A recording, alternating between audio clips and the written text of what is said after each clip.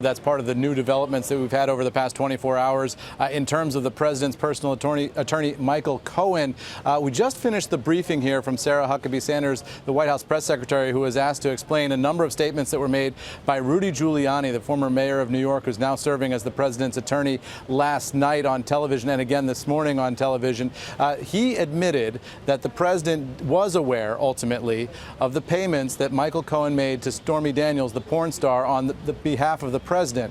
There was some question about when exactly the president became aware of those payments that his lawyer made on his behalf. Sarah was asked about that and why the White House seems to have been giving misleading answers on that entire subject. Here's what she said. When it comes to the last instance that you mentioned, as Mayor Giuliani stated, this wasn't something that was initially known, but later learned. And again, we give the best information possible at the time. Now, NBC News is also reporting that Michael Cohen, the president's attorney in question, was the subject of a wiretap by law enforcement at some point leading up to the raid on Michael Cohen's office and home address. Now, that's something that a lot of legal analysts had expected might be in place after the raid on Michael Cohen's office and home, but not necessarily before. NBC News reporting that it was in place before, and also that wiretap intercepted at least one phone call between Michael Cohen's phone number or number associated with him and a number associated with the White House. Sarah Huckabee Sanders was asked about that and asked when exactly was the last time that the president spoke to Michael Cohen. Here's what she said.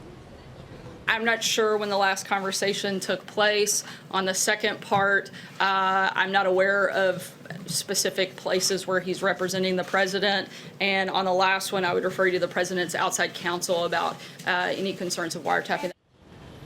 So Sarah Sanders saying that she herself first became aware of the fact that the president did reimburse Michael Cohen for the Stormy Daniels payments during Rudy Giuliani's interview on television last night. That is something that indicates that the White House press shop, the White House proper, was not really up to speed on this dramatic change of story that we've had now from the president and his attorney, Rudy Giuliani, now saying that the president did, in fact, make those payments to Stormy Daniels, but made them in 2017 through his attorney, did not know until sometime recently that those payments had been made by himself through his attorney. So a very confusing set of circumstances here. But the White House seems to have landed on a story now in which the president made the payments through his attorney, reimbursed his attorney last year, but didn't know what those reimbursements were for until recent days, guys.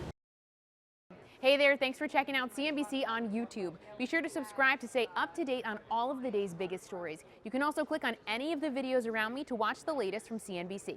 Thanks for watching.